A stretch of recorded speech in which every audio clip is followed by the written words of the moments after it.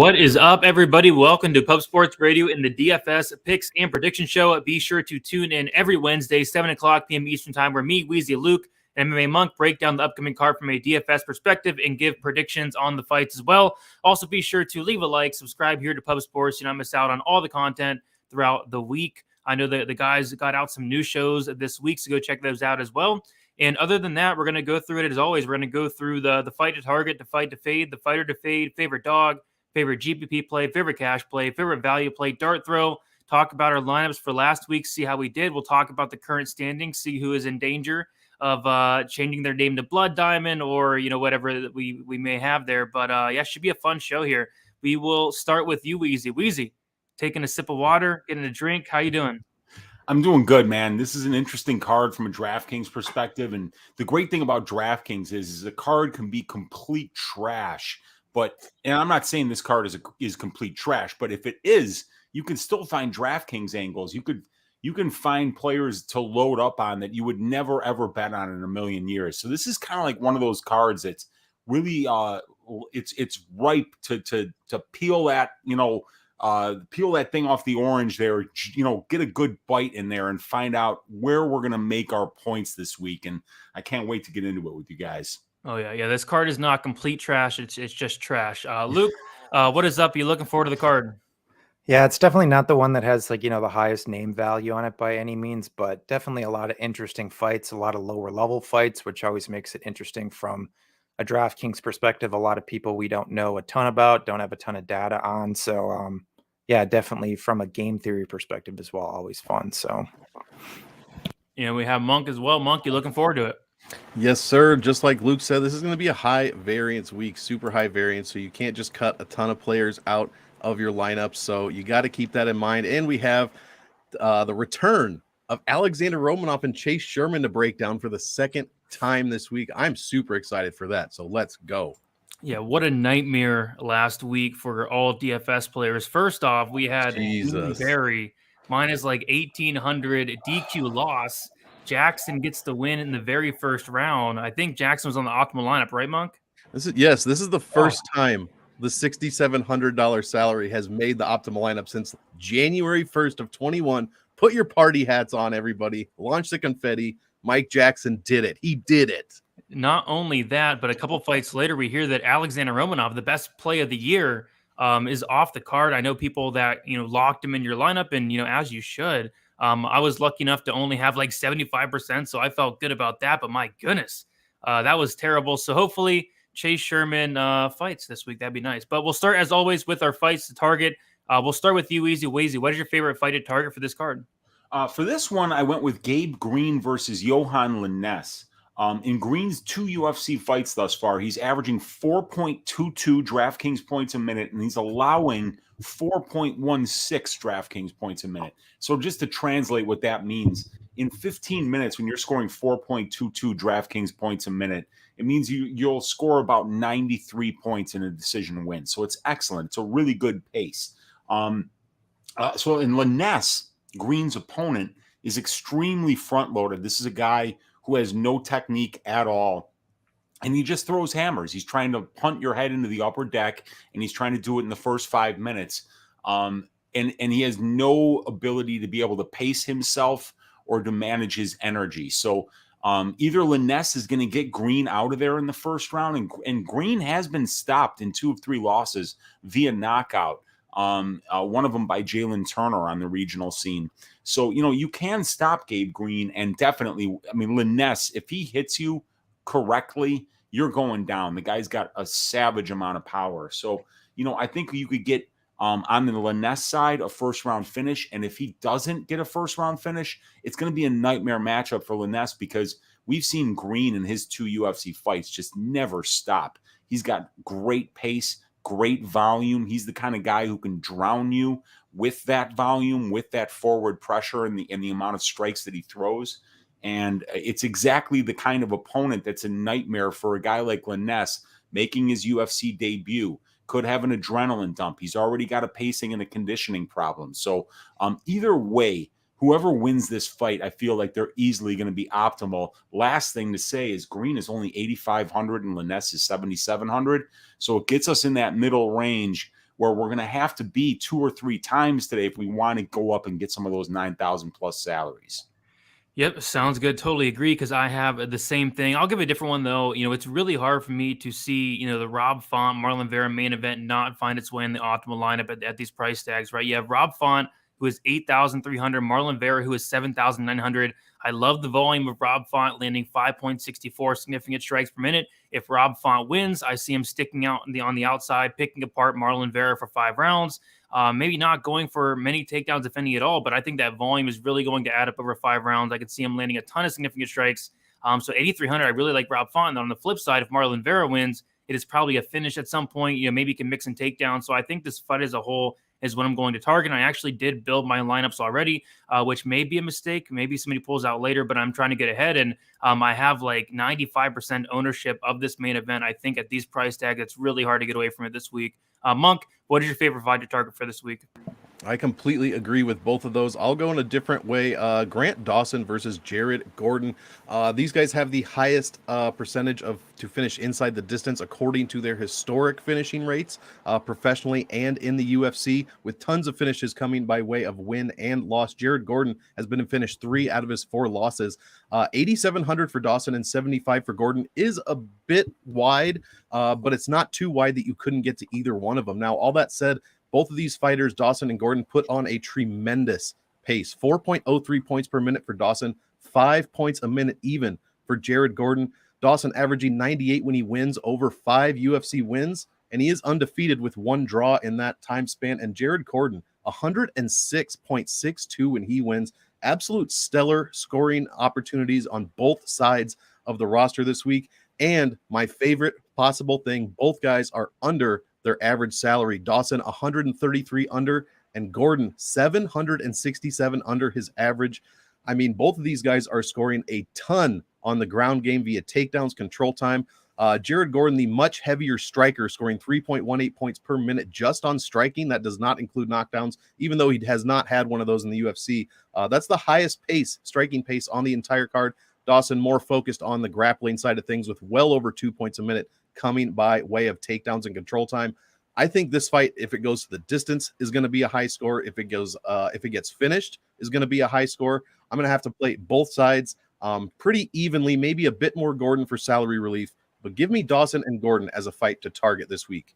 Sounds good. I like it. Luke, how about you? What's your favorite fight? Yeah, I'm going with Weezy as well in green. Lainesse, second best inside the distance line on the slate at roughly 66% implied to finish. Green has a 90% finish rate in W's, and Lainesse an 80% finish rate in W's. Green, pretty high output boxer, and has shown that he's got some pop in his hands to boot. Good leg kicks. We saw that, in the last fight where he was able to compromise Phil Rowe, and he's a guy who will mix in takedowns here and there as well. Lainesse has wrestled here and there in the past, but the primary merit to his career, as Weezy touched on, he's more of a front-loaded KO artist who kind of hits hard but isn't really technical at all. So in general, both are pretty poor defensively, and I think it's a fight that should be fought at a higher pace, at least more so on the green side should it extend. In that, I think he has high finish equity late, if not to even score well as a decision potentially. And then obviously you got that front-loaded KO success of Lainesse and a guy in green who's been knocked out in 2 of his 3 pro losses. So I can see finishes from both parties, but even if it doesn't finish, I think based on where the salaries are at, I think the winner easily 10x is here, especially with it not being the highest level fight on the slate. Yeah, right there with you. I think it's a great fight to target. Let us go to the fight to fade, and I am going to kick this one off. I'm going to go with Andrei Arlovski going against Jake Collier. You have Arlovski, who is 8,400, Jake Collier, who is 7,800. Despite the success of Jake Collier taking down and submitting Chase Sherman last time out, I 110% do not see that happening this time. I think it was just more of it, being Chase Sherman. Sherman looked kind of off balance as well. Collier was able to take him down. I just do not see him taking down and submitting Arlovski. On top of that, this fight, how I see it playing out, I see it being a very somewhat boring, greasy fight that is going to go to decision. I feel like it can really go either way. I like the output of Collier. If I'm playing anybody in this fight, it is going to be Collier, but it's just really hard for me to get to Arlovski at 8,400, a guy that is not going to go for finishes, hasn't got a finish since 2015, which is crazy to say at heavyweight, but just a fight I'm very comfortable just staying away from. Luke, what is your favorite fight to fade for this week? I'm right with you as well with Arlovski and Collier. Fight tied for the second worst inside the distance line on the slate at roughly 45% implied to finish, which I still think is pretty high, actually. I think this fight should go and hit the cards much higher than that. I actually have a personal bet on anti-violence on overs there. I thought that price is pretty short. 13 of Arlovski's last 15 UFC fights have hit the cards, with the exceptions of him getting blasted by Raz and submitted by Aspinall. Hindsight, no real shame in either of those losses, considering, Raz has massive power. And we saw, Aspinall make pretty quick work of Alexander Volkov on the floor a couple months back. With Collier coming off that quick submission win over Chase Sherman, you kind of touched on it, but Sherman's also one of the lesser heavyweights on the roster right now. So I don't think there's too much to take away from that. Historically, Collier, not much of a wrestler, not much of a grappler. Arlovski, pretty strong takedown defense in the aggregate. Arlovski obviously doesn't really wrestle much, so largely 15-minute kickboxing based affair here, where both guys aren't really overtly explosive. What I will say is that, Collier actually has scored okay and decent in his decision wins, so I wouldn't necessarily outright fade it, especially on a card like this, because we have so much, I guess, quote unquote anti-violence. We have a lot of fights projected to go the distance, so it could be one of those cards where you just need decisions. So I wouldn't say Collier is completely screwed, at least at that salary point. But overall, I just don't know if it's going to be enough. So that's my fight to fade. Yep, I'm right there with you. Weezy, what is your fight to fade for this week? Well, let's just beat that dead horse a little bit more here. Andrei Arlovski is Draftkings death, you guys. Okay, so I just did some calculations here on my calculator to have a little bit of fun here. So Andrei Arlovski, over his UFC career, which is like a long, long time, is only scoring 2.24 DraftKings points per minute, and he's only allowing 2.26. That's horrible. But let's look at his last 5 wins. These are the fights that he's winning, right? In his last 5 wins, he's not scoring 2.24 DraftKings points a minute. He's scoring 1.84 DraftKings points a minute. He is scoring, averaging, check this shit out, 57.6 points in his last 5 wins. You get 30 points in a win. That means that if you win the fight, you get 30 points. And then you just hope you score, 40 or 50 points. He's not even scoring 30 in 15 minutes. He's scoring less than 2 DraftKings points a minute. So this guy is the kind of guy that you just have to, you have to completely fade in DraftKings. There's no wrestling upside. He hasn't had a knockdown since Brady wasn't even born yet. This guy, it's just going to be bad. And Collier, we saw him get a takedown the last time out, but he's not going to try to take down Arlovski. This is going to be a low volume striking battle. Arlovski has this way of hypnotizing his opponents and dragging them into his fight, which is very low volume point fighting from the outside. So you just got to avoid this one. Yep, that is 3 in a row. Monk, how about you? What fight are you fading? Well, I'm gonna make it 4. No, I can't make it 4. Although that was my number 1 pick, and I was still trying to find stats to talk about that fight. But you guys did a great job covering it. Excuse me. I will go ahead and pivot to, and this is such a high variance card. Anything could happen, but give me Krzysztof Jotko and Gerald Meerschaert. Now, if this goes to decision, this advice will pay off. Krzysztof Jotko's 2.69 DraftKings points per minute. That's in 17 fights. He scores less than 80 points when he wins, and that's over 10 UFC wins. Just nothing there for Krzysztof Jotko whatsoever. He has 1 finish win out of 10 in the UFC. 11 fights have gone the distance for Krzysztof Jotko. I mean, he's $533 over his average salary at the death salary of $8,800. Only 2 of his fights have gone over 90 points. I mean, I don't know. This is basically, the fight to fade is basically a fade on Krzysztof Jotko. Unless Gerald Meerschaert on the other side can find a finish, he generally doesn't score too well. He puts on a decent pace, 3.26 points a minute, 94 when he wins. He is cheaper than his average salary as well. But Jotko gives up only 2.02 points per minute. So again, I just don't think Meerschaert, unless he finds a sub when he's on his back, kind of getting, pummeled as much as Krzysztof Jotko can pummel someone, which isn't much at all. I just don't see how this fight scores well at all. I'm sure it goes to, not sure, but I'm pretty sure it probably finds a decision. And if that's the case, it scores even less. So give me the fade on GM3 and Jotko this week. Yeah, for me, if it's Meerschaert at 7,400, if anything, I'm not touching Jotko at 8,800. Absolutely. That's crazy there. But let's move on to our fighter to fade. It's Andrei Arlovski. I'm not playing really any of this guy at all. 8,400. I think Weezy brought up some like very, very, very concerning numbers. I'm not playing them, so none of you need to talk about it. Luke, which fighter are you fading this week?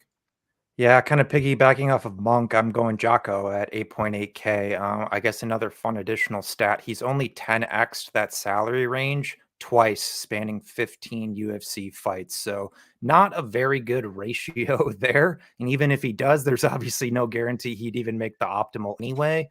He'll occasionally wrestle, but he attempts a little over only attempts a little over 3 takedowns per 15 minutes, which, you know, is not necessarily great. And then obviously in relation to the matchup, you can't overtly predict that he'll be going out here and trying to wrestle Gerald necessarily. In that, I think Jotko is probably going to most likely do similar to what he's done historically and, you know, look to point fight from the outside, but he's also not a volume-based machine.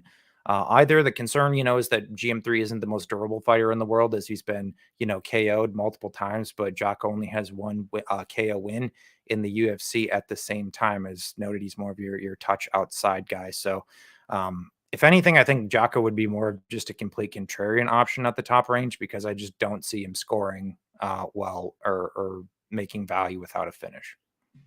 Yep, totally agree there. Weezy, who's your fighter to fade this week? Yeah, I'm with Luke. I mean, it would have been Arlovski if I hadn't already went off on him in the fight, you know, in the fight to fade. But like you said, those are very, very concerning numbers when you're scoring, you know, 1.83 DraftKings points a minute, and those are your winning fights. So, you know, yeah. But for Jotko, like Luke said, you know, in 10 UFC wins, Jotko has only scored over 83 DraftKings points twice. And one of them was against Tamden McCrory, which he knocked him out in the first 30 seconds. And Tamden McCrory looked like he was 60 years old when he was 27. He was like if you would have seen Tamden McCrory, you would have been like, that guy does not fight in the UFC. You know, like that's the first thought that you would have had when you saw that guy. But he actually racked up some UFC wins. But that's the only time that we've seen Jotko ever get a finish. And I believe he has one fight where he scored over 90 points. Then it was, you know, 83, and then it's a lot in the 50s and the 60s. So he's just, you know, and then not only that, I mean, like the average in the wins is going to be 700-800 below what would be a 10x, you know, for his current price, which is about 8,500, 8,600. You know, I mean, it's too much. So yeah, Jotko, Arlovski, both great fades this week. Yep, right there with you, Jotko, 8,800. Monk, which fighter are you fading this week? I'm going to fade Francisco Figueiredo. He is only 1-1 in the UFC, so a very small sample size. But this is a flyweight fight, not generally known to make the optimal a ton. 2.84 points per minute is what he's scoring. 76 is all he put up in his win. All he allowed when he lost was 80. He gives up 2.67 points a minute. These are just a lot of numbers saying that he is very low volume. He's pretty much one-dimensional in the UFC so far. Scoring less than 1 point per minute in striking, which is very, very low when you start to compare it to, I don't know, anyone else in the UFC.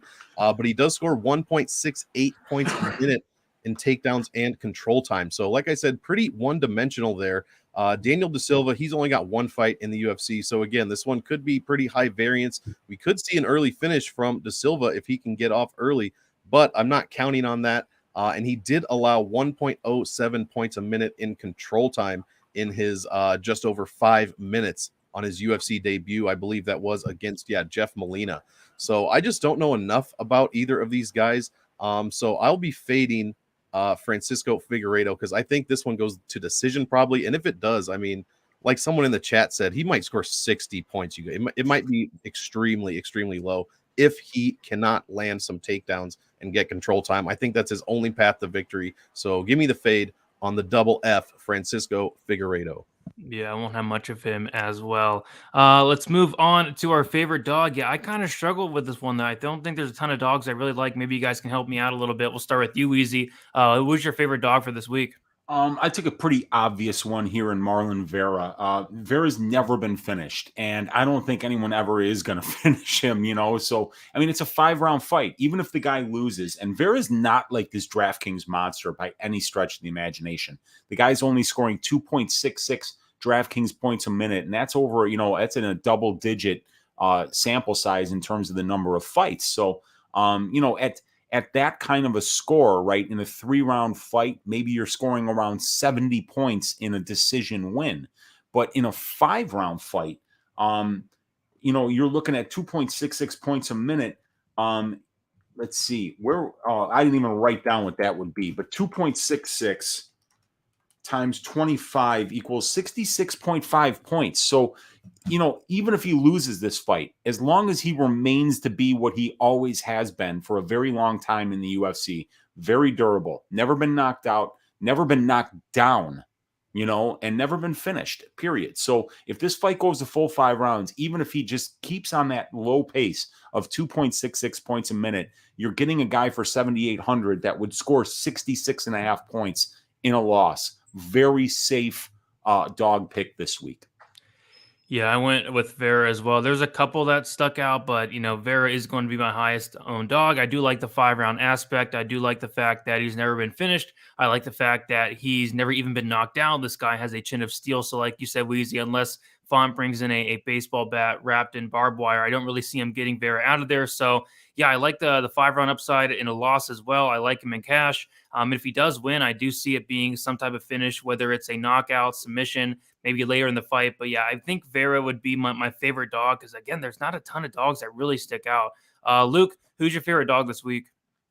Yeah, I guess we're kind of just like really all on the same page this week. Yeah, with you guys. I don't like a ton of dogs overall on the slate. I do think there's a couple ones that are live, which we might get to a bit. But yeah, I got to go Vera 7.9. He's put on a few stinkers in terms of scoring, but him 10xing at 7.9 here, I think is pretty live, at least historically through 3 rounds. Now you throw 5 on top of it. This will be his first 5-round fight, so you got the more upside here. I do think Font is the better boxer between the two, but Vera's pretty consistent to throw volume. He's also proven very durable. He's got solid cardio. He's a guy who's known to historically start slower and build throughout the course of his fight. So I do think it'll be kind of an interesting dynamic here with that when you throw an extra 10 minutes on Vera, because I do think his cardio is good. He's not a great pure wrestler, but Font's takedown defense does leave a bit less than to be desired. We know that Marlon Vera is a pretty crafty submission grappler. He's pretty strong from top positions when he does get there. So I think you can sell me on Vera potentially having some floor success, and just based on the volume components, I do think he can keep up with Rob Font here and make it close and potentially land over 100 significant strikes in this fight. That wouldn't be overtly shocking. So in a Vera W, he almost certainly 10x's at 7.9 to your guys' point as well. If he loses, I still think he can score pretty well. Sounds good. I like it. Monk, who's your favorite dog for this week? Yeah, I've been doing nothing but trying to find an alternative by the time I got to Luke, I was like, well, I'm not going to say Cheeto Vera, but that was my pick. But I already talked about Jared Gordon. He would probably be my next favorite dog. Tristan Connelly, maybe in cash, but he has a very small sample size and his scoring is just not optimal whatsoever. Maybe a couple other guys down the line, but I guess I hate doing it, but I'm also going to be in agreement. Marlon Vera, he's my favorite dog. Like I said, Jared Gordon may be my second favorite, but I think with the 5 rounds that Vera has here, like everybody said, he's going to make the optimal in a win, even in a decision. And I'll use this excuse this chance to talk about Rob Font. I'll cheat the system a little bit. At 8,300, he's 2 away from a dog salary. I know it's not a dog, but still 8,300. 3.41 points a minute, 107.5 when he wins. This is over 9 wins. He's only allowing 2.67 a minute. This fight is going to be absolute fireworks. I'm in agreement with the panel, I believe anyways. I will be on the Marlon Vera side.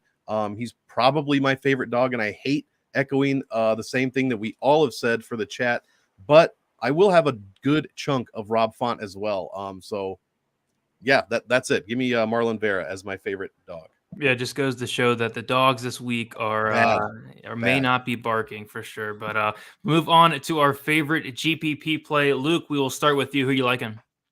All right, let's get a little fun with this one. I'm actually going with Mrs. Mazzani at 8.9K. Often you will not see an 8.9K price tag tied to Gina Mazzani, who's not exactly had the best UFC run in the world, but I do think it's warranted this week. She does have the fourth best inside the distance line on the slate to boot, despite the fight being pretty low level. She's a girl who's pretty consistent to be active standing. She attempts over, I think, 10 takedowns per 15 minutes and has shown to be pretty strong from top positions. She's taking on a girl in Young who, despite coming from a wrestling background, has looked completely lost on bottom in the time she's been put there, and has been pretty much the main big factor in her dropping all of her pro losses, where Mazzani's dropping fights to better wrestlers and more proven strikers who have been more powerful than her. But in this particular spot, I don't think she's at wrestling or striking disadvantages in either realm. Also, her being back down at 125 pounds is better for her, in my opinion, as she has fought the bulk of her career up at 135. So, at this lower level nature, give me output, give me aggression, give me wrestling, potential grappling. Those are the big factors that what wins low level WMA fights at a high clip. And I think she checks boxes to potentially, knock out or submit Mrs. Young. So I'm not going to go crazy on it because she is 8.9. It's not like you're getting, necessarily a steal in terms of a price by any means. She could definitely lose this fight. I wouldn't be shocked by any means, but from an upside GPP perspective, I like Mazzani to score over 100 this week. Yep, I like it. I'll be talking about her later on in the show. But for me, for my GPP play, I'm going to go with Daniel Da Silva, 8,200. And yeah, not a ton of footage on this guy, but what we do see is this guy is very explosive. He's going to go out there and he's going to do things unlike Figueiredo, who the guy is landing 1.9 significant strikes per minute. He's so low volume. The gas tank's not there. He's losing third rounds to both, Malcolm Gordon and Jerome Rivera. Daniel Da Silva has never seen a third round. Daniel Da Silva, a 100% finish rate in both his wins and losses. I think is a good chance to come out here and potentially finish Francisco Figueiredo early. If it does get extended, I am kind of concerned about what Da Silva does look like. Again, he's never seen that third round, and it did look like he was slowing down the Molina fight. But give me Daniel Da Silva to come out here and hopefully knock out or submit Figueiredo early on. And even if it does get extended, although we've never seen Silva in a third round, again, Figueiredo lost a third round to Jerome Rivera, so I don't think it could be that bad. So I like Daniel Da Silva here, 8,200. I think is a really good chance of winning, and I don't think he's going to be extremely high on there. Weezy, who's your favorite GPP play this week?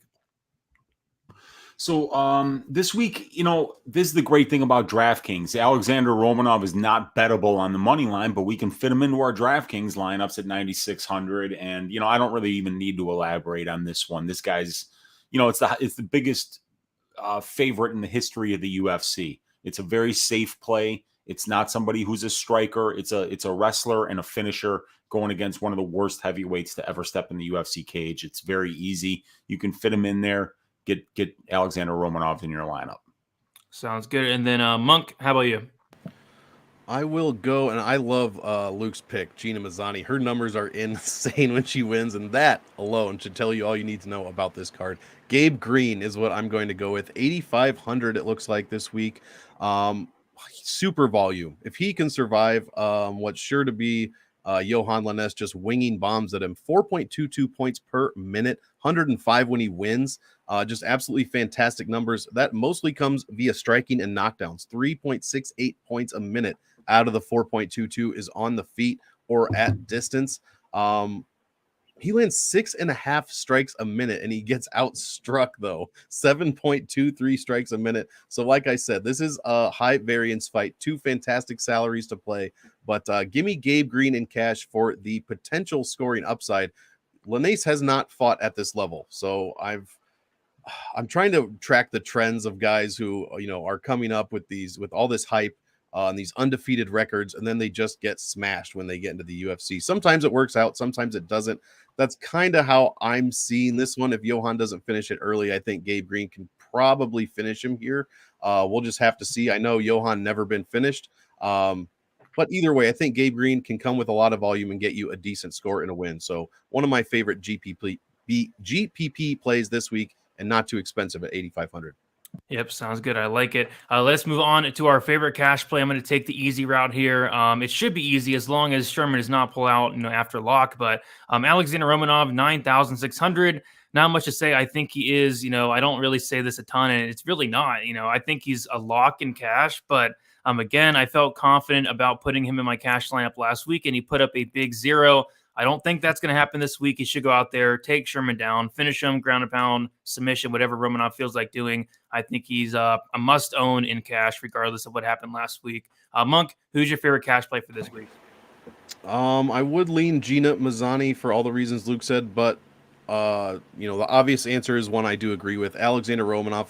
I only say that to say that I'll be playing almost 100% of him in cash. Hopefully the fight actually happens and we don't, Chase Sherman doesn't Tom Breeze himself out of another fight. But when it comes to GPPs, I will not be playing more than about 20% of Romanov. That's why I wanted to bring this up. The $9,600 salary is just not a great salary to play. Something about it is just that much too high to make the optimal. Like I've said on the show before, it has only made the optimal once, and I believe it was Vettori versus Holland, and I think Vettori scored like 150 points. So unless you think that Romanov is going to somehow keep Chase Sherman, if he's going to play with his food long enough to get to 150 points, then put him in your lineups. But otherwise, I don't think so. So GPP is not much, but cash, which is this category, I will have Romanov in pretty much 90 to 100%. Yeah, it totally makes sense. Luke, how about you? Yeah, gotta be Romanov for me. Don't want to parrot everything you guys said, but obviously safest option on the board. Sherman does have 77% takedown defense, which is pretty good, but I don't see Romanov having much issue, especially with what we just saw from Collier, not that long ago. Once again, who's not exactly Jordan Burroughs out there.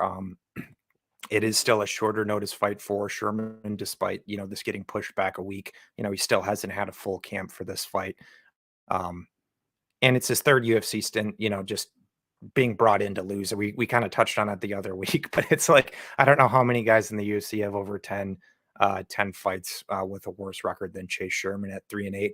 The guy's showing up. They gave him that, third stint contract. He's being brought in to lose. That's how he's going to be booked going forward. They're just going to give him unfavorable style matchups. So, we tend to, get into the stylistics, historics, all the fun with the DraftKings stuff, but it's like sometimes you also have to be able to see the forest between the trees with, what they're trying to do with this guy. He's being brought in to lose. So Romanov, easy plug and play in cash.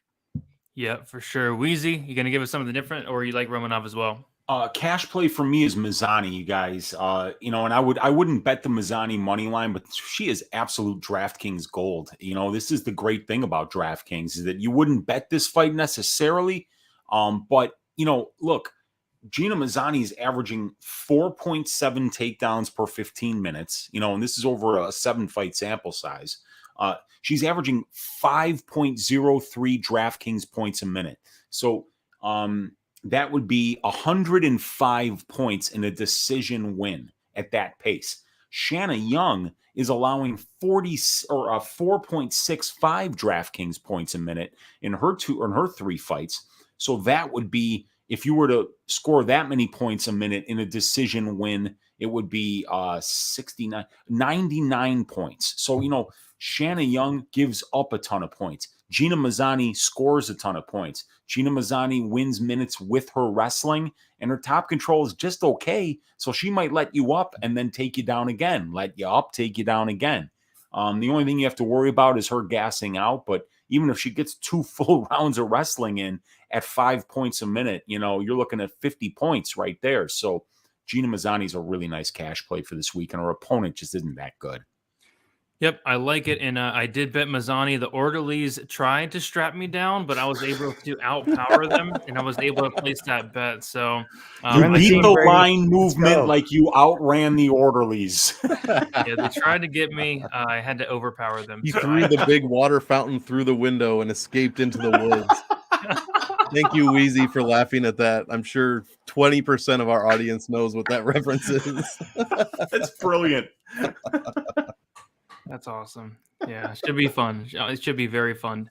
Let's move on to our favorite value play. Yeah, I kind of struggled with this one as well. I'm curious to hear what you guys have to say. We'll start with you, Weezy. Who's your favorite value play this week? Yeah, I really struggled with this one because like the favorite value play would be Vera, but I already gave him as my favorite dog. So I'm going to give you somebody that's not going to be in my lineup, but I've just got a feeling about this week, and that's Tristan Connelly.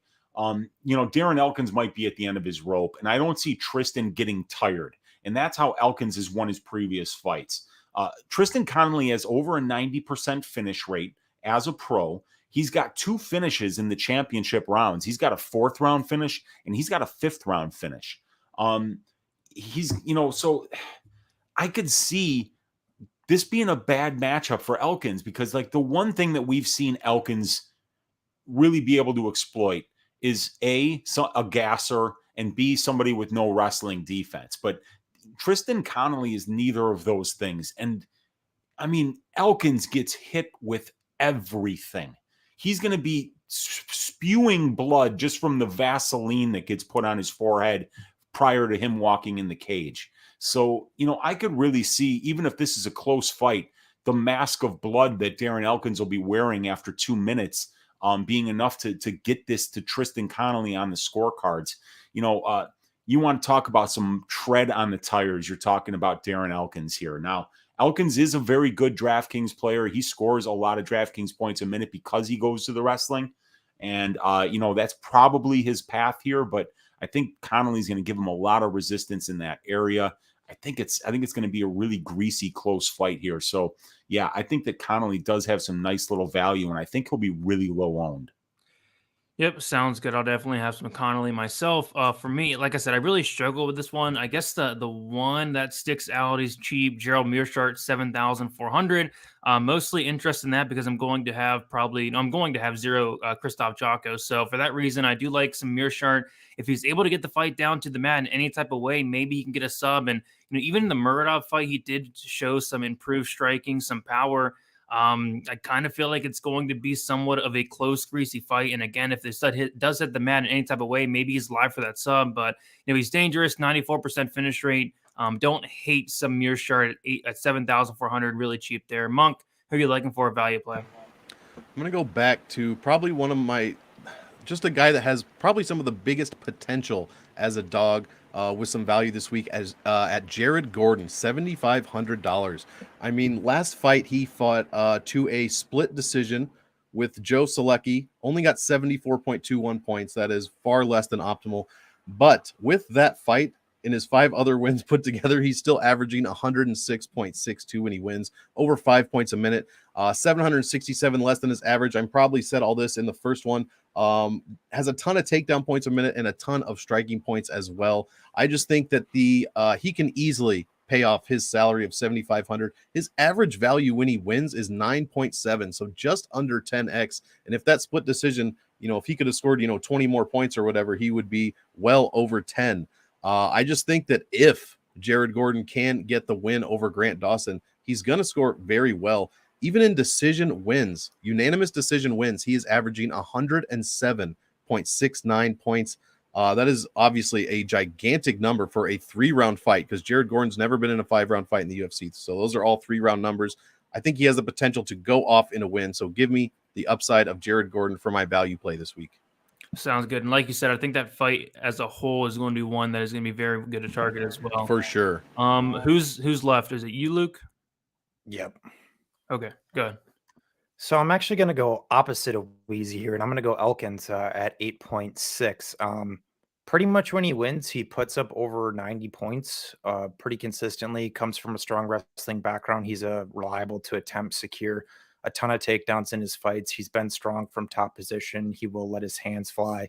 He's taken on a guy in Connelly who most likely isn't UFC caliber, and we just saw him drop 2/3 of the fight to Pat Sabatini via wrestling in his last outing. So that's a pretty big concern to me for Mr. Connelly. Obviously, the concern with Elkins is that he's 37 years old, right on the tail end of his career. He's taken a ridiculous amount of damage. There's definitely a chance it's mounted up to the point where a jiu-jitsu guy in Connelly can go out there and drop him with a jab and knock him out. But historically, Connelly isn't much of a hitter. I just think stylistically, it's a really great fight for Darren Elkins. Obviously, I have my concerns, which is why I'm not going to necessarily load up on him. But I think he could definitely, assuming he's not completely done at 8.6, he definitely has the game to go out here and put up over 100 points on a non-UFC caliber fighter in Tristan Connelly, in my opinion. Sounds good. Yeah, I'm really struggling with that fight, but I feel like it's somewhat sneaky and should be owned. So I'm glad you guys brought both of them up there. Let us move on to the dart throw. I'll kick it off. I guess it's not really a dart throw. It seems like the whole panel is on it, but I really like Gina Mazzani, 8,900. I hope people don't play her because it's Gina Mazzani and she's at 8,900, but you guys brought up all the main points. She averages nearly 5 takedowns per 15 minutes. She's getting her takedowns at a 58% takedown accuracy, and that's in a 7-fight sample. Very impressive numbers there. And on top of that, she's facing Shanna Young, who is not used to caliber. She does struggle where Gina Mazzani is. That's her strength, and if fight down to the mat. I think Gina's live for a TKO, a sub, multiple takedowns. But yeah, like Weezy said, the one thing you got to worry about is that gas tank. But I don't know. I just don't see Shanna Young posing much of a problem. So I like Mazzani dart throw, but according to the panel, I think she'll be a little bit higher end than I expected. Weezy, who are you liking as a dart throw this week? So I'm going to go with Francisco Figueiredo as a dart throw this week. And I think it's a fantastic dart throw, you guys. It's a great fight to target both sides of. I think especially for tournaments, you want to have either one of these guys in your lineup. It'll provide salary relief, and it's just a play on the type of fighter that De Silva is, or Lacerda, whatever you want to call this guy. I don't think this guy is UFC level. I'm not saying Figueiredo is either, but when you got guys who have never won outside of the first round, it's a huge red flag, okay? And it could go either way. He could come out here and completely starch Figueiredo in the first 90 seconds and De Silva, and be optimal. But we haven't seen shit from either of these guys. And De Silva comes in with 1 loss and I think 10 wins, and then he loses to Molina, doesn't look good. And then Figueiredo, there's 1 fight available of his on the regional scene. That's it. But the thing is about Figueiredo is everyone talks he's low volume, he's this, he's that. Well, how do you know? There's fucking 15 fights you haven't seen of this guy, and he's finished 10 of his 12, or I don't know, if he's got 15 wins, it's 12 of 15. It's 83% of his pro wins are finished inside the distance. And this guy, De Silva's got 5 minutes of gas. He got knocked out by a straight right 30 seconds into the second round, and you could tell that he was already sucking wind. So if De Silva doesn't get Figueiredo out of there in the first 3-4 minutes, I think Figueiredo is going to not only win the fight, I think he's going to finish him, and I think he's going to be optimal at 8,000. I'm going with Francisco Figueiredo as a dart throw. There you go. Yeah, the only thing for me is he wasn't able to finish Malcolm Gordon Rivera. But like you said, like De Silva, this guy's killer be killed. 100% finish rate in his wins and his losses. And again, we've never seen him in that third round. So yeah, I do think that's a very solid call there, Weezy. Luke, who are you liking for a dart throw this week? Yeah, so this is a bit of a tough one for me, but I guess we'll see. But I'm going Candelario at 7K. He hasn't looked the greatest in recent years, and he's taking on a pretty highly touted prospect in Tyra. But, Tyra's more of a dart throw for me based on the fact that we still don't know much about Tyra. He appears to be a decent striker, wrestler, grappler, but he's been fighting over on the Japanese regional scene and just hasn't faced resistance in any realm of his game at all. Candelario is a brown belt in jiu-jitsu. He does come from a Golden Gloves boxing background. My take is more so that I think Candelario is going to put up much more resistance than any past Tyra opponent, where he's just been able to pot shot guys from the outside or take them down, take their back, submit them. I do have obviously concerns with Candelario getting his back taken because it's happened in multiple fights, but he hasn't been submitted or knocked out as a pro, which needs to be noted. So my thing is, how does this guy react to getting punched in the face? I have no fucking clue. How does he react if he gets his shoulders put on the mat? I have no idea. How does he react if he gets put in dominant positions? I have no idea. So I got a scrappy guy in Candelario who I think is a decent fighter. Even in his last fight against Altamirano, it was on 10 days notice. So he did slow down a bit there, but there's the context. I personally thought he won that fight. So yeah, at 7K against an unknown guy beating a bunch of bums, I'm going to have some dart throw shares of Candelario. Yep, for sure. Like I said, I built my lineups today and I actually had a decent amount of Candelario. Like Carilla said in the chat, He said some salary relief, and I do agree. And F. Carrillo also with the dono saying, who is stacking flapjacks this weekend? I'm hopefully stacking flapjacks. Weezy, you stacking flapjacks this weekend? Yeah, I mean, well, we got to keep stacking them higher from last weekend too. So yeah, that's the plan, man. Butter, syrup, maybe even some jelly, and we're just gonna get fat. And I'm trying to do the opposite of that. Weezy, I still have like Yeah, 5 well, more I mean, days. like a fat with a pH, my friend. Fat gotcha. pockets, not like a big fat ass or a belly that hangs over your back. We're trying to get the good fat. You know what I'm like saying? it. There is good fat, baby, and we're going to be finding it on Saturday. Oh, yeah, for sure. Thank you, F. Carrillo. Always support and always hanging out. Do appreciate you a ton. Monk, how about you? I got to know, are you putting jelly and syrup on pancakes? Dude, you can do it if you want, man. I mean, Man, look, man. I mean, it's about about being, when we win, we want to enjoy it, So I mean, like if you're the type of person that normally gets like just cheese on a pizza, why not throw like 3 toppings on there? We're taking the bookies' money, man. Let's enjoy it. Jesus, the man makes a good argument. You must have been on the debate team in high school. I'm also going to be echoing Luke's pick. Carlos the Cannon Candelario. I mean, 7,000. Just like my guy, F. Carrillo said, freeing up some salary for the top end fighters, which there aren't a ton of either this week, but still, you can get to your Romanovs in cash. You can get to your, world beater Gina Mazzanis. And again, just like Luke said, Tatsuro Taira does not, we don't know anything about this guy. He could be fighting cans. His strength of schedule, technically, the way I calculate it, is better than Carlos Candelario over his last 5. But that just means the guys that he's been beating could also be can crushers. We have no idea. Just as Luke said, Candelario on the other side, 3.82 points a minute. That is a damn good value. Only scored 71 in his Dana White Contender Series fight, of which he has had 2. But he did score 71 in his win. He gave up 109 when he lost. So big yikes on that one, but still a pace of 3.82 isn't bad, and it's good enough for me to throw the dart on him at 7,000. He could 10x his salary in a boring decision. I mean, he scored 71 last time. That's not the best, but that is a 10x. It'll get you some decent cash spots, especially at that $7,000 salary. So give me the Carlos Candelario side, which really is a fade to the unknown Tatsuro Taira this week. Yeah, for sure. I'll have my sprinkles. So right now, if you guys can first leave a like on the video, subscribe here to Pub Sports Radio. And then third, if you guys have any comments in the chat, put them in. We're going to go through our lineups, our picks, and then we'll answer some final questions and head out of here. So last week, like I said, it was a disaster, especially for me because I was in last place. I had Alexander Romanov, 0 points. Dean Barry, 25 points. Tyson Pedro, 108 points. Lainesse, 2 points. Montana De La Rosa, 31. And then Cameron Else, 2.99.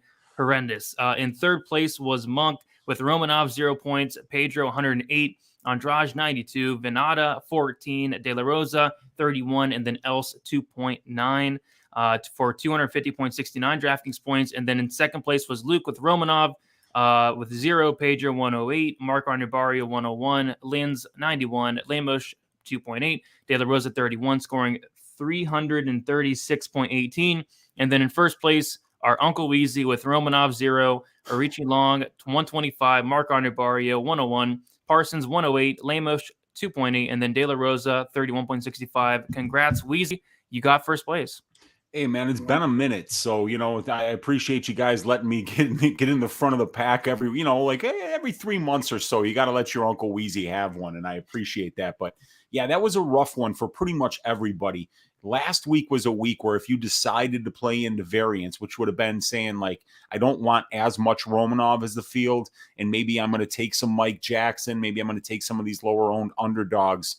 That was really the only chance that you had to be optimal this week. There were like 3 big surprises in that optimal lineup. So, it is what it is. This one is a little easier card, I think, to get a handle on from a DraftKings perspective. There's some clear fades. There's some clear fighters that you want to own. So I think we're going to see a little less variance this week.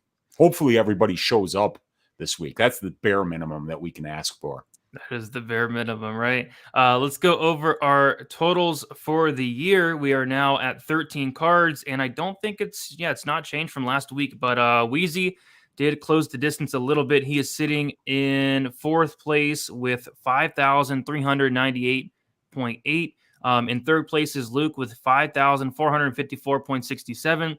In second place is me with 5,473.36. And then in first place is Monk with 5,554.33. Monk, you're looking good. Yeah, somehow I escaped by the skin of my teeth. My goodness. Brady was breathing down my neck last week. Thank God we all had faith in Alexander Romanov and Montana De La Rosa. And, whoever, Cameron Ellis, whoever, man. The Arichi Lang and Preston Parsons were the two best plays of the week, both made by Weezy. I was looking at that and typing them in like, he picked Arichi Lang and dude scored 125 points. What a pick. So that was fantastic. Luckily, I got off the Amanda Lemos at the very end. But Lou Betya, shout out our guy Lou in the chat. And he's right. I just checked while you were talking. DraftKings has Chase Sherman currently listed as out. It's probably a mistake. They did this last week with Sergey Kandoshko, and there was somebody, I don't remember which fighter. Somebody was listed as out. But just throwing that out there. So let's be a bit trepidatious going forward again with this Chase Sherman nonsense that we have going on. Yeah, I don't know. It seems like DraftKings puts one random person out each week. It is the same person that runs DraftKings MMA running best fight odds, because both seem to be completely incompetent. Yeah, for sure. But yeah, so yeah, congrats, Monk. You're in first, and everybody else kind of closed the distance last week. Weezy's only down 155 DraftKings points. Luke's down 99, and I was down 2, but now I'm down 80. So you get a little bit of space there, but yeah, can't wait to see what happens. I need it, man. You guys are creeping every week, keeping me on my toes. For sure. So let's answer some questions, and then we'll give our picks and head out of here. BA, confident bet tip for my multi-lot. Weezy, any confident picks on this card? Very few in terms of money line bets and stuff like that. I think one of my most confident bets on the entire card is it's a little bit juiced, but the over 2.5 in the main event is sitting around minus 320 right now. I think it's a parlay piece. You're not really finishing Vera, and it usually takes Vera at least a round to get going. And it's not like Font has never been knocked out in his entire career. So I think that this fight definitely goes over 2.5. And I think that's a good parlay piece. Sounds good. Luke Frederick asking, can Gordon take Dawson down? It's possible, because I think Gordon's a pretty decent wrestler, but I do think Dawson's the better one. I think it was, in the third round of the last fight, where he started to get tired a little bit. So I more so see if he hasn't corrected maybe some of that issue, but he is down at American Top Team now. So I do think we're going to see a bit better version of Mr. Dawson in that capacity. But I do think the wrestling is more one-way traffic towards Dawson. Sounds good. And then we talked a lot about Marlon Vera. Alex Monk, are you concerned about Vera never having a 5-rounder? Usually I would say yes, but I mean, historically, we have no reason to question that. Even though you're right, he has not been in a 5-rounder. As everyone knows, Marlon Vera usually, loses the first round, starts to turn it on in the second, and by the third, this guy is a killer. So what's going to happen in the fourth or fifth? He has shown no reason for me to doubt, that he's going to hit a wall of some kind. So I guess I'll be a little bit, anxious about that, just a tiny bit, but I don't really think it's a problem. I think he's going to shine in a 5-round fight, to be honest. Yep, that's what I think as well. I think I'm excited to see it. And then Alex saying press the like button. I do agree, Alex. So we'll give our quick picks here. Weezy, we'll start with you. Do you have we got to give our lineups as well. Do you have your lineup for this week? Sure do. So at the top, it's going to be Andrei Fili at 9,300, Gina Mazzani, 8,900, Gabe Green, 8,500, Little Figgy, 8,000, Marlon Vera, 7,800, Gerald Meerschaert, 7,400. Sounds good. Luke, do you have your lineup for this week? Yeah, I'm probably going to end up changing mine, to be honest, but here's what I got for right now. I'm actually going to stack the main. I'm going Romanov, Dawson, Elkins, Font, Vera, and Brito. Yeah, we're very, very similar. Monk, what is your lineup for this week? I'm going to go ahead and, oh God, I can't believe I'm doing this again. Alexander Romanov, Gina Mazzani, Grant Dawson, Cheeto Vera, Tristan Connelly, and Carlos the Cannon Candelario. Yeah, Monk, we're very close as well, 2 away. Give me Romanov, Dawson, Mazzani, Vera, Brito, and Weezy's going to love this, Fat Collier. I think he Yes. puts up I some was volume. thinking And Somebody about had to do it, man. Somebody Somebody had to do it. Somebody had to get it. There we go. So that should be fun. Quick picks for this week. Weezy, do you have your quick picks ready to go? Excuse me, guys. Yes. I'm going to go with Marlon Vera in the main event. I'm going to go with Andrei Arlovski. Andrei Fili is Uncle Weezy's ass shaving of the week this week. Going with Grant Dawson. Going with Tristan Connelly, and it breaks my heart. I'm going to pick Jotko by decision. Romanov for my ass shaving of the year, perhaps ass shaving of the decade. I'm going to pick, oh God, I'm really going to pick Francisco Figueiredo to win this fight. Yeah, I'm picking Figueiredo to win. I'm picking Gabe Green, Levy, Mazzani, and Tyra.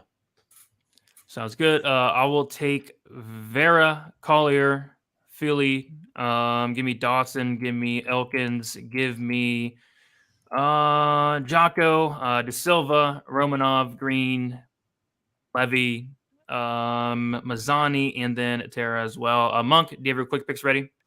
Yes, sir. And just super quick, as a reminder, Computer Monk makes all my picks. So the spreadsheet makes all the picks. Let us not overlook that he picked Mike Jackson last week, and Mike Jackson got that win, baby. Wow. So let's go.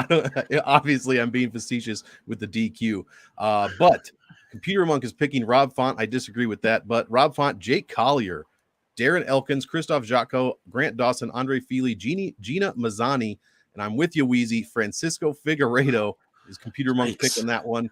Natan Levy, Yohan Lainesse, interesting, Carlos Candelario, and Alexander Romanov. Sounds good. And how about you, Luke?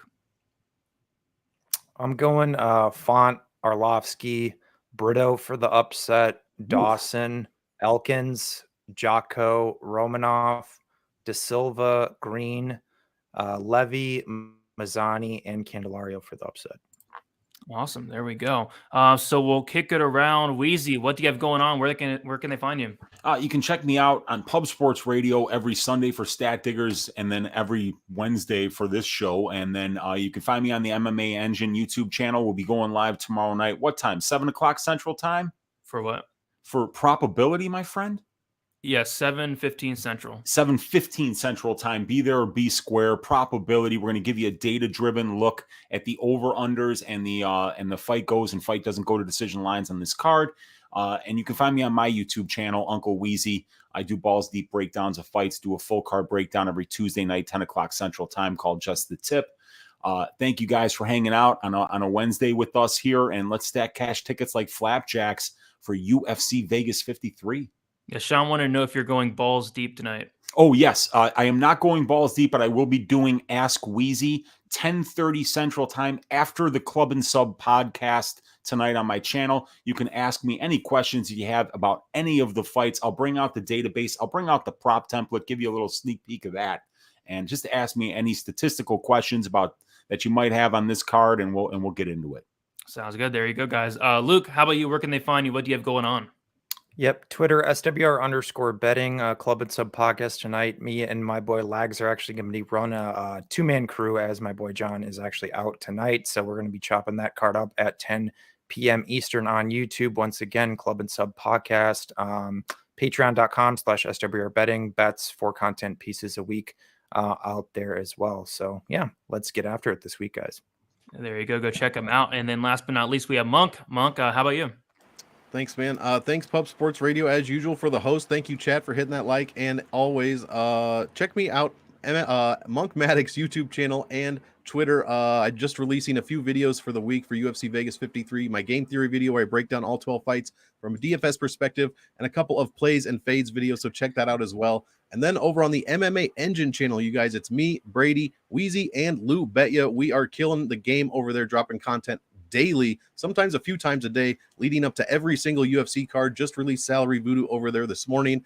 And then be sure to check out me and Lou Betya on Friday, Happy Hour MMA Engine channel. Let's get ready to check out UFC Vegas 53. Thanks, guys. Sounds good. And you can follow me on Twitter, DFS_numbers, Instagram, DFS by the numbers. I'll be on the MMA Engine channel tomorrow with Weezy for probability, 8:15 Eastern time. Check us out there. And yeah, other than that, going live Friday on my channel, Saturday, 1 hour prior to the prelims for Best Bet with me, Narco, Uncle Weezy, and Eric Bets Fights. I will not be here next week. Filling in for me is going to be our guy, Lou Beccia. I think Uncle Weezy is going to take over the hosting role. So that should be a fun show for a very fun card. But yeah, other than that, guys, leave a like, subscribe, all the good stuff. Check out Prize Picks. Use promo code PubSports for a match bonus there. So yeah, that's about it, guys. Good luck. We'll talk to you very soon. See you.